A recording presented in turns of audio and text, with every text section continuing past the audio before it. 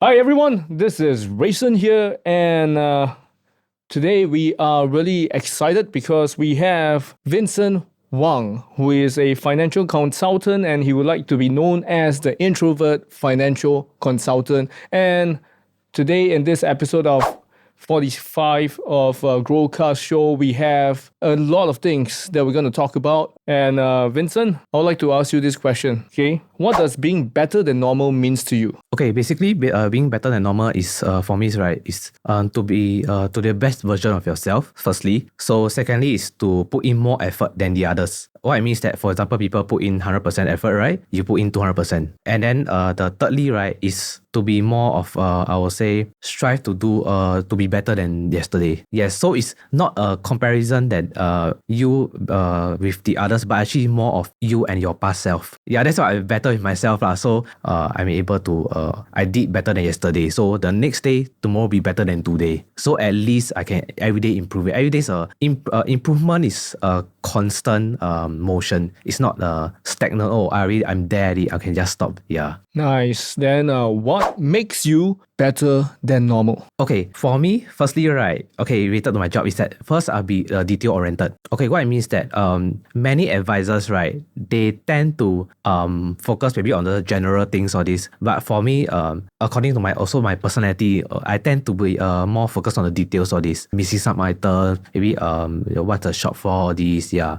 Then secondly is that I will tend to put in to understand the clients more. So for example, let's say okay, maybe people just touch, oh, this one you just need this, okay, I'll just give you what you want. Okay, for me is I will understand more in depth, so at least that I can plan for the client more, I would say more accurately, because after all the client is, when they let's say they trust me, right, then of course I have they deliver the results they actually required for them. Yeah. Okay, then how was your growing up like in Singapore? For me is I live in a 4-room flat with my siblings and family. So basically for me is we doesn't really come from a well-to-do family. Yeah. So my dad is a technician and my mom is a housewife. Yeah. So technically is doing let's say for my primary school years until now, right?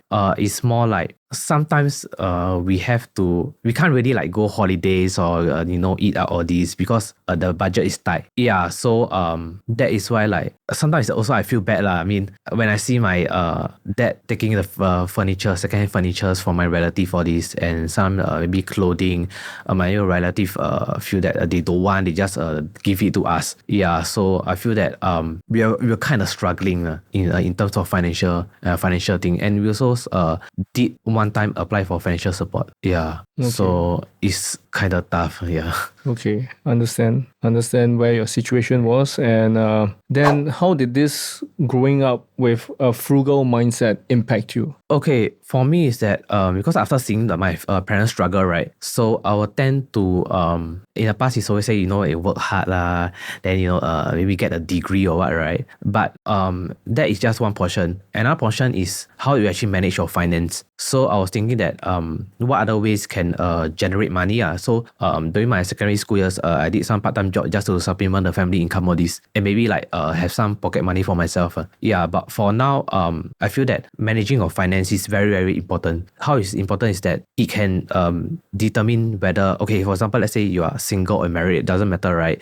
It can determine whether you can, let's say, able to pay your bills or all the necessary expenses or this, and much more if let's say you dip into like some people investment or this, right, then it will enable you to have maybe like a financial freedom, not so like every day struggling, or maybe like want to purchase something, right, also have to see the price, thinking whether okay this one too expensive, how maybe I next time then buy or something. Yeah, so it's more like no need to stress about next day expenses or this. Yeah, so it's more like to able to have financial security or this. Yeah, but if one higher level, then the people always say financial freedom or financial independence. Yeah. Okay, then what 3 lessons did you learn growing up with a frugal mindset? Don't spend your money wisely. Spend your money wisely. Yes, so So okay, how it works is that means spend on the necessary, like maybe your bills or this. Then let's say for example, you also need to do some savings. But savings as in not in the bank, because bank the interest rate is not there. I mean everybody know. It's more like different financial instruments. Maybe like the different maybe like bonds or these. Yeah, at least a relatively safe. Yeah. And also to segregate, don't put all your assets or the finance in one basket. Okay, interesting. Oh. And then what were you doing before you became a financial consultant? Okay, my first job is pretty interesting. So it's actually a lab. It's a lab based. So I work in the science lab. So we do testing like blood or this, all the liquid samples. Yeah, so it's pretty interesting. Then after that, I jumped to a corporate for about a few years. Yeah, before I decided to join the finance industry. Yeah, because I feel that it's compared to let's say corporate, right? Corporate is a usual 9 to 5. There is no work-life balance. And also another thing is no matter how much effort you put in, right? For example, let's say you put in 200% effort, right? Your boss maybe only like, I see you maybe like put in a lot of effort, maybe I give you a few months later, 200-300 increment, maybe at most. Yeah, so there's not much potential for growth. Whereas the sales job, right, that's what I always say, effort equals to whatever the results that come out. So of course you put in more effort, determine the more results. Yeah. Right. Okay. That's well said. So actually more worth it in that sense. True. And then what skills did you pick up in your corporate job that equipped you to become a better financial advisor? Okay, this one is more like, interaction with people. Okay, because, even a corporate world, right, you interact with your boss, your colleagues, all this. So it's more like people management. And secondly, it's more like, I would say also details, because corporate jobs is more like, for me, it's more related to computers, all this. So usually it's more, I would say, it focuses on details. So you tend to be more detail oriented. Yeah, rather than just notice on general picture. Yeah. And also, thirdly will be more, I would say, put in more effort. Yeah. So rather than just, 6:30. Yeah, correct. Okay, interesting. And then, earlier on, I introduced you as the introverted financial consultant. So can you tell us more on why are you known as the introverted financial consultant? Okay, actually, this is a good question. I'm sure everybody also want to know. Yeah. Okay, basically, introverted is because basically I'm an introvert, but introvert doesn't mean it's a bad thing. Oh. Okay, so do you know that majority of the people in the world, right, based on research, right, is actually introverts? I mean, that's a surprise to me also. At first, I thought it's extrovert. Okay. So introvert, they tend to be more detail-oriented and they tend to, I would say, think a lot. So why not make it to a good use? So for me, right, introverted financial advisor actually is not a bad thing. It's like I feel that I can connect to people more and also tend to more notice more details. Yeah, so I tend to maybe like this part this portion missing. I'll tend to notice all the loopholes or which part that you lack off all these. Yeah, rather than just a general picture. Then this is what you have. This is a solution or this. Yeah. So another good thing is that I feel that we tend to connect on a deeper level, more like I would say more emotional level. So I mean, because introverts tend to be more emotional. Yeah, they tend to reflect on what's going on. Yeah, so I tend to do some reflection as well lah. So I feel that I really can connect with all these peoples. Yeah. Okay, so why are introverts better at managing money as compared to extroverts? Introverts tend to look at finer details of this, and also they tend to, before they make a decision, right, they tend to think more than the extroverts. Then because the extrovert more like maybe just do it or this, just go with the flow or this. Yeah, so introvert maybe tend to plan first. So maybe what should I do? Is it this one is correct or this one is wrong? So at least they tend to take a more proper and detailed step in managing their finance. And also maybe they think maybe is there any other way I can, or maybe they do more research for this rather than just go with the flow or follow what people's opinions are. Yeah. That's what I feel, because I have friends that is extrovert and they tend to just go with the flow, or people say what they just go with the trend. Yeah. Okay, so why do you feel that you want to help introverts manage their money better? For me, it's because I'm introvert, so I feel that actually just nice, because the majority of people in the world is also introvert. So I feel that I have a greater chance of connecting with them, because we both are the same. So we both are mirror each other. So I feel that people always say opposites attract, but in this case, the same same frequency attracts. Because in this business, right, people business, you need to have a same frequency as a client. If you are speaking on different levels, right, you won't be able to connect. Because firstly, you need trust and people have to be like you. These two are the main important things before people can actually buy your idea or this. Yeah, so that is why I feel that being an introvert actually just nice is to my advantage. So introvert connect introvert, that's the best. Okay. The best connection, yeah. Oh, that's nice. Correct. Makes sense. Then can you tell us like why did you join the financial planning industry? For me, is that I feel that after seeing my parents struggle all this, right? So I feel that it empowers me with the knowledge and to manage my finance more properly, and also to provide of what I learned and to provide value to impart this knowledge to others as well. So enable them to be like me, not to struggle, face the same thing ever again.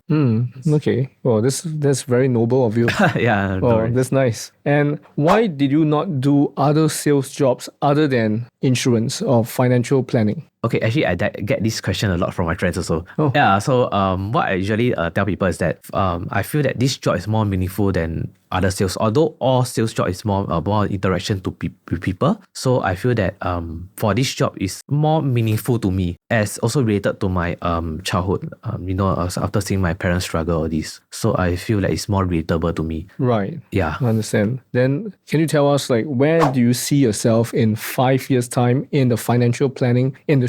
Okay, definitely a management role. Oh. Okay, what I do is that I want to build myself out first. Then at least after that, I'm able to guide people, because I want everybody to be like me as well. At a certain level, I'll be maybe successful all this. Yeah. Oh, that's really great. That's sweet of you, man. And can you tell us like what has changed for you since you joined the financial planning industry? Okay, we tend to be more outspoken. So because you meet different walks of people from a different life, and so and also probably tend to speak more, because it actually is required lah. Tend to improve my speaking skills, all this. So another is I'm able to be more confident in myself. Yes. So like probably another thing is probably I'm also being more patient. Oh. Yes, how it was that because in order for you to actually close or understand people, you need to be patient. Because if you are impatient, right, you won't be able to understand the other party, what the clients are actually wanting to know or wanting to ask, or this. Yeah. Right. Okay. Oh, that's good. Yeah, I mean, I can tell. And can you tell us like why is investing important for millennials? Okay, it's important because it's important to start young investing. Okay, some people always skeptical about investment, right? I will say that everything you do can be risk. But what I do is that investment is enable you to have a second stream of income other than your main job. So depends on what financial instrument, whether it can be crypto or what, it doesn't matter. What I do is that rather than just having your monthly job and you're saving in the bank, right, why not have a second stream of income? So at least like, for example, you have your job is maybe like unstable or this, at least you have something to back up also. And also it can be used for other expenses, maybe like holiday or this, so you don't need to dip into your bank account. Okay, makes sense. And then can you tell us like how do you feel about the Gen Z's money mindset as compared to the millennials? How different are they? Okay, from what I understand, right, Gen Z's, right, they are more into entrepreneurship. So they tend to take more risks. Yeah, they are more adventurous, all this. So Gen Z's, they are usually into investing by crypto or some NFTs. Yeah, but in a way that from what statistics they show, right, Gen Z's, right, they actually invest more than millennials. Oh. Yeah, because they tend to take more risks. Okay. Yeah. So I would say is a good thing. It can be a good or bad thing, but you need to know which because investment, right, there's different instruments. Yes. I mean different categories. So you need to know that what are you investing in and what the risks and like how it actually works, all this before you actually go into the instrument. Yeah, so it can be a good or bad thing. So yeah. Okay. But at least it's a great start. They will take it's a head start for them. They start young. Yep. Yeah. Agree. And Vincent, just now you actually mentioned that it is best to start young, right? So can you tell us more on what is the best age to actually start investing? Okay, usually is I would say 18 to 21. 18 to 21. Yes. So if let's say you work part-time or you have a certain amount of income, let's say for like nowadays NSF also they do investing or this. Yep. It doesn't have to be a lot of income because investment, right? People usually thought, invest is it have to have a lot of money? No, it doesn't have to be. As long as you have maybe like a few $100, you can start small, then slowly grow as you have your maybe your job or you have your more money, then you just slowly grow. But it's best to actually start here. Yeah. Okay, 18 to 21. Yes. Okay, so we'll take note of that. Optimal age. What are the different insurance options available for pregnant mothers? Okay. For pregnant, right? Usually there's I'll break into 2 phases. Okay. So first is before birth. Before birth, they only can usually get to protect against the congenital illnesses for the kid or pregnancy complications for the mom. So you cover these 2 portions. Then from after birth, right? Usually you get a basic for the kid. Hospital, your accident, or investment or endowment. These 4. Oh. Usually our like package because it's like more of a basic for them. It's very essential for the kids. Okay. So what exactly is maternity insurance? Maternity insurance is mainly caters for these pregnant moms. Usually it's from 2nd trimester to all the way until 4th trimester, and it covers for the hospital or let's say hospital staying. Firstly, secondly is the congenital illness for the kids. Third is hospital or pregnancy complications for the mom. Yeah, this is what it actually covers. Okay. So it's usually it's before birth and a few years after birth. Usually it's about 3 years after birth. Yes, okay. after that you will terminate. Oh, after how long? 3 years. 3 years. When the child turns 3 years. Oh, yes. Okay, got it. And then which is better, to buy insurance before born or after baby is born? Usually I recommend is before birth because if you purchase after birth, right, for the kid, if they have existing condition, maybe asthma or this, they have to go through underwriting and it won't be covered. But if you buy before birth, right, when the kid is born, right, you will transfer the kid and it would, even if you have asthma or existing condition, right, their condition will still be covered and it also be cheaper, so more affordable. Yeah. And then for newborns, is insurance more important or investments? Okay, usually there's some moms ask me this. Okay, I feel that for kids, right, because usually parents they first thing either they plan for kids, right, usually for the education. When the child they intend the child send to go uni, or secondly is when a child turn adult, they can use the money maybe for other stuff or this. So usually I recommend that